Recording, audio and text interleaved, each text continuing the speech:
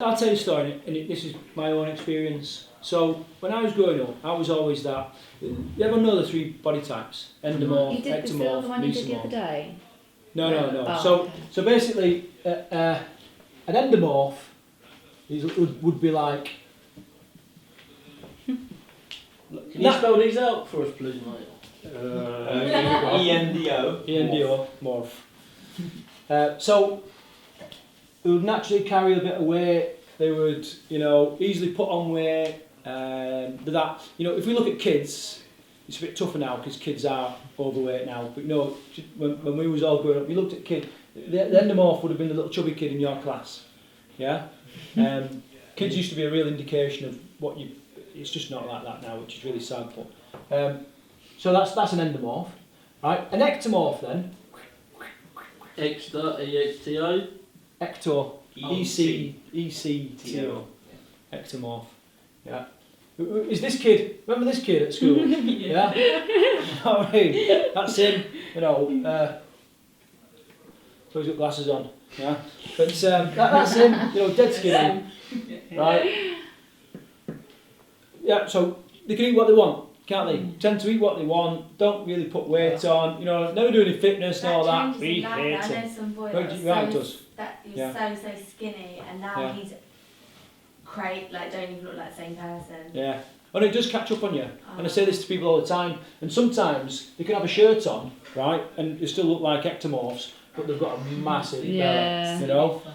Sometimes it really protrudes out. And as well as that, what they can also have, like my little brother, he's like this. He doesn't look anything like me. And he went to the doctors and his weight was going up, but his body size wasn't changing, which is an indication that you've got internal fat. What they call visceral fat, which is the nasty stuff on your organs and all that kind of stuff. So they're still carrying fat, it's just not evident on their body. And what they can also be is skinny fat, so they've got very, very little muscle. But because but they're carrying a high percentage of fat. So it's not always an indication. And then your mesomorph then, or mesomorph, would be like, the kid at school that was naturally quite muscular. I don't know what I'm drawing here. Is that Iron Man? Actually quite muscular. It's the upside down V, isn't it? Yeah, so the upside down V shape, typical V shape in the back and all this kind of stuff. And, again, naturally quite sporty, got great physique, or she might have a great physique, can tend to eat what she wants because, they're naturally quite lean and all this kind of stuff. So there's 3 different body types. So G's question is, can you transform from one to the other? Okay, now, in some respects, you can, but in some respects, you can't. Okay, so, for example, so looking at Ed, what would Ed be? Ectomorph. He'd be an ectomorph, wouldn't he? So, now, in order for Ed to get like this, that is a serious course of human growth hormone and steroids. It really is, and it's a good 10 years of training and all that kind of stuff. It really is, okay? Not saying he couldn't get more muscular, but, but there's something else got to go on. Now, here's the interesting thing, from my own point of view. When I was growing up, I was this kid. I was always a chubster, always. To the point where I said before, when I was in Royal Marines training, they called me Pie Shop. Right? They did, that was my nickname in training. Then, as I started losing weight, I remember being in my personal training class and we was talking about this, and the guy used me as an example. He went, "There's Craig, Craig's a typical ectomorph," and I was like, "What? Never been an ectomorph, what are you talking about?" And I couldn't, an ectomorph had emerged from a chubster. You know what I mean? Now, what I did, maybe some of you are guilty of this, I don't know, but I would always say, I just look at a burger and I put on weight. You know what I mean? Or if I just, That's my excuse. The thing is, a burger. Yeah, but the thing is, if I looked at a burger, I'd probably eat that and someone else's as well. You know what I mean? And I just look at a pint and I put on a stone, or drink 12. You know what I mean? And I ate too much. I can dress it up with whatever I want. It's my body type and all this. I was a fat bastard because I ate too much. Simple as that. And no change starts without honesty. It really doesn't. And what we need to do is to clear this path to our goal of any objection. You know what I mean? Or any excuse. So the key is keep going. Don't let somebody told me that I was an endomorph and I should never, I'd never really have a decent figure. Don't let that stop you from being better, you know? That makes sense? So some ways you can, other ways you can't, okay? See how they say that you should have one cheat day a week? Should you? Yeah.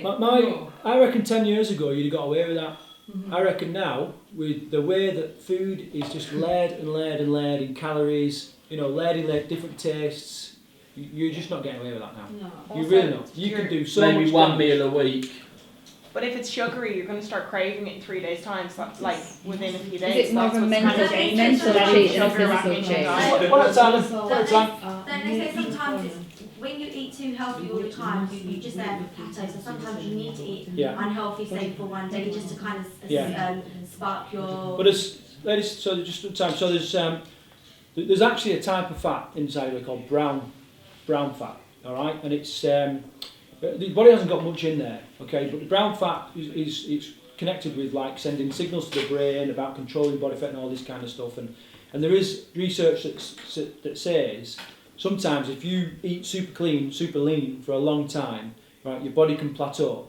And then having like a big cheat, gorge yourself, initiates the brown fat, sends out the signals, and then you start losing weight again.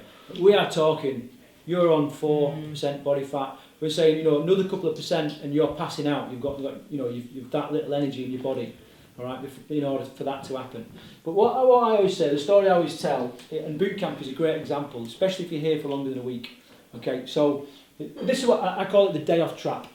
Right, so this is it. This is week 1, right? We start on week 1.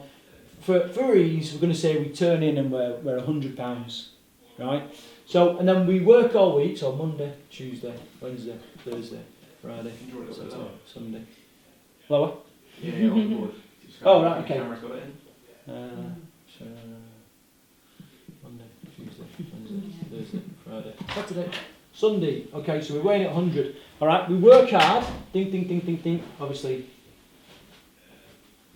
our days would start on a Saturday and Sunday. But you know, if it was back in your own life, so you'd start here. You'd weigh at 100. Okay, so you go ding, ding, ding, ding, ding, ding, ding, ding, ding, ding to Friday. Okay, and let's say you had a really good weight loss. All right, and you was now £90. You'd lost £10 that week. Okay, and this is what happens. This is what happens. So we go out. We have our cheat day. Okay, our cheat day. Now, in a meal, you can pack on 3,500 calories easily. Look at some of these pizzas in Domino's, you know, 5,000 calories in some of these pizzas. Coffees, some of these coffees in the coffee shops can be 2,500 calories in their own right. Yeah? Well, you have all these Starbucks triple ones. maca latte with the twist and all that kind of stuff. Yeah? Ice cream, Yes. you know, and we're not eating what we used to eat. It's like if someone said to you now, okay, I want you to have a portion of ice cream. When I was a kid, it was like 2 scoops, isn't it? 2 scoops of ice cream on a cone or something like that. It's a Haagen-Dazs tub bucket, isn't it? It's a little mini bucket we're eating now, you know. And then let's say we go to McDonald's or somewhere like that. We're not just having like a little burger now, is it? It's like a superly duperly tower meal. You know, with chicken burger and stuff. extra nuggets. You see what I'm saying? So, and because all these tastes are layered, all the calories are layered, and as well as that, the sheer quantity of food we're eating is just immense. And then we start swilling it down with soft drinks and all this kind of stuff. We could easily put on £6 on our day off. Or £9. Or £9. And people in this room have done it. You know, in fact, what is the worst you've heard of, Emma? You've been here a while. Like 15. So yeah, I'm pretty sure it's up there in the teens, the mid-teens. So they've gone off on the Friday and they've come back 15 pounds heavier, right? 15. It's happened. Okay, so then what happened now, and this is the reason why we weigh you in again the next morning, is so we start the week and we're like, yeah, okay, we know no different. Ding, ding, ding, ding, ding, crack on, ding, ding, ding, ding, ding, ding. Get to Friday, all right. Get on the scales. Now the scales only register £2. Actually, you know, if we come back in here and we was £95, actually we've lost £7. The scale's only showing 7. You know what I mean? And this is quite often what happens. Now in your home life, it's not like boot camp. So in your own life, what's a decent amount of weight to lose in a week? £2, right? So £2. Here we go, £2. So the weight loss is more gradual. We get to here, we have our day off. What's a typical cheat day? Yeah, £2. Bang. innit? Even if we're screwing the nut, we're up here again.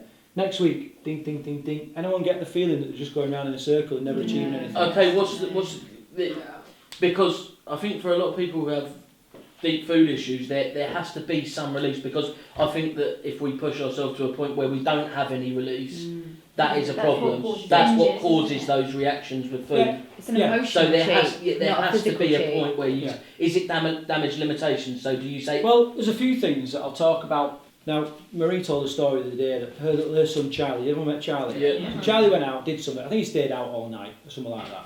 And she was like that, wait till I see you in the morning and all this kind of stuff. He comes straight home, Mum, what is it? Because he felt guilty, you know what I mean? And then she's like, no, I'm not talking to you now, I'll speak to you later on. He followed her all the way here, you know what I mean? Mum, just talk to me now. She's like, no, I'm going to and it's guilt. You know what I mean? It's a horrendous feeling, horrendous emotion.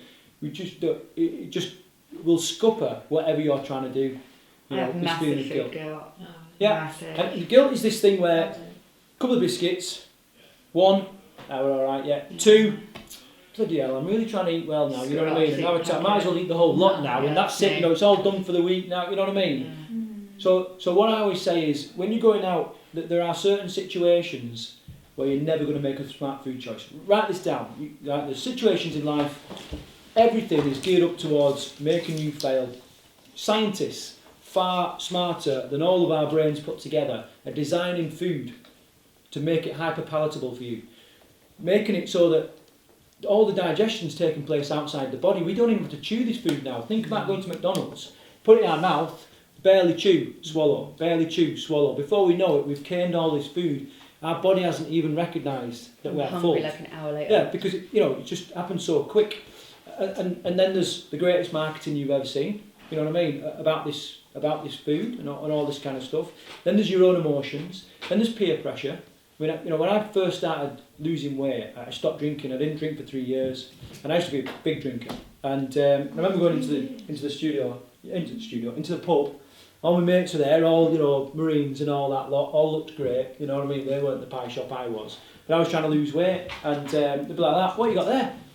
I'd be like that. Well, it's a lime and soda. Just trying to lose a bit of weight. And like that. You what? Like, are you sitting down to piss now? You know what I mean? And they're moving off. Top shelf. You know what I mean? We'll sort this out. A couple of Guinnesses. Get them down your neck. You know what I mean? I was like that. I'm trying to lose weight. So all these things going on. So there are situations. Travel is another one. If you've got travel in your life, you're going to struggle with that.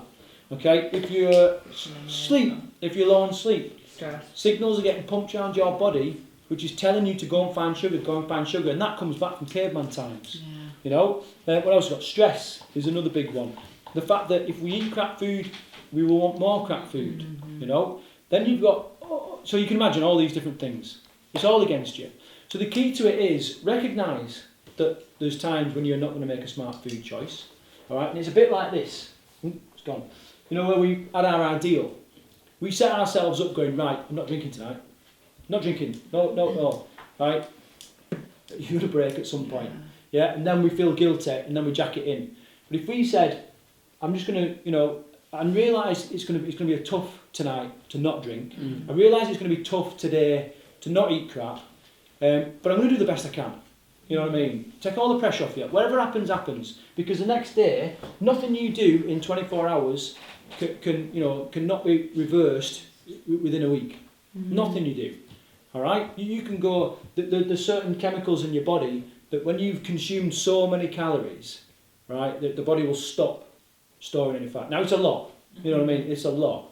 But there's a threshold on how much weight you can actually put on in a day, as in true fat, not energy or water or salt retention and all this kind of stuff. All right, so realise that. But for a meal, an evening, a day, or whatever, it is what it is. Let's get on it again the next day, and that is far more powerful than trying to go there, not eat, not drink. Now, that's not an excuse to just absolutely fill your face full of crap. You know what I mean? And say, "Oh, Craig said." You know what I mean? It's not about that. It's about just taking that bit of pressure off you. Avoiding the guilt. Yeah, and then if you're truly serious about managing your weight and changing stuff, right? Knowing that there are situations where you won't make a smart food choice, you can't go. You know, like I say to people all the time, if you're serious, don't drink. Yeah. Alcohol has got no use in the body other than energy. No use in the body. Okay, so sugar. if you're serious about managing your weight, don't drink. 3 months. Give it 3 months. Like, I did a festival last weekend, which was like 4 days, which I just was like, right, this is just going to happen. Let's just let it go. And when I got back, I was saying to my friends and that, I was like, look, I've made a conscious decision. I'm going to quit drinking. I'm going to quit drinking for the year, festivals, birthdays, whatever. I'm just going to power through. I'm going to give it a chance and have a go. And literally, the reaction from my friends is just like, nah, you ain't going to do that. No chance. Nah, we're off to Dublin in December. I'm like, I can still enjoy it. I want to enjoy my life, but this is a big thing for me, and this is going to stop me. Well, it's interesting you say that whilst we're talking about guilt, because what people tend to do, what will naturally do is offset their guilt. Yeah. So you've decided to give up drinking or to change your eating. Other people will try and offset their guilt by going, come on, just have one. Just have one. Yeah. And we call them people saboteurs. Yeah. And I used to do an exercise where I used to say, right, draw a line down the paper, list all the people that actively help you to lose weight or to be fitter. Now list all the people that sabotage your progress. You've got to limit your time with those saboteurs. I know, it's so hard when they're your best friends. My brother, my dad, massive saboteur. When I meet up with my brother, if it's first thing in the morning, he's like, should we go and get a breakfast? Yeah. If it's last thing at night, he's like, should we go and get a pint? You know what I mean? And the only way to tackle a saboteur is to confront them straight on. You know, and say, right, and I had to do this with all my friends in the Marines, so you guys can do it with anybody in your life. And I had to say, listen, you know, I'm fed up now with the way I used to live, and I'm trying to lose weight, and I've identified you as a saboteur. Right? And I was like, what are you talking about, you crazy fool? He said, no, you know, hear me out. I'm trying to lose weight. You do everything you can to stop that from happening. Now, if you cared about me, you know, you wouldn't do that. And they'll do one or two things. They'll either go, you know what, you're right, let's not drink both of us tonight, or they'll be like that fucking fool. And then you know you can stay away from them, don't you? The thing is, my friends will egg me on because they know I'll be the one that's out dancing and drinking, and I'll be the one going like, shots everybody. Do you know what I mean? So I know I'm going to end up doing twice as bad as them anyway. So they egg me on because I think it makes them feel better. Yeah. And it's really hard to get out of. Yeah. So what was you saying then? What was the original question? Did we answer it? Yeah. It's about the a bit about guilt and stuff. Cheat days. So here's the thing, right? We're going to go through this process in a minute about being successful in anything that you're trying to do. So here's the thing. You know, whether it's a cheat day, a cheat meal, a cheat week, a cheat month, whatever, it's on your terms. Put it in your terms, right? So when you're faced with this decision, birthday party coming up, okay, you have always got the choice. Do I go or do I not go? If you decide to go, you know it's one of those crucial times when you're just not going to make a smart food choice. Okay, you've made that decision, it's on your terms. Okay, so when you go there now, you've now got a choice. Do I fill my face or do I just do the best I can? You know what I mean? It's on your terms. The next morning, you've got another decision. Do I lay in bed, nurse my headache? Do I bloody fill myself full of food, hangover food? Or do I get back on it and perhaps earn my weekend and go for a little bit of a walk or a jog or a gym session or whatever? It's on your terms. Does that make sense? So, and just by taking responsibility for what you do is a massive thing as well. Does that make sense?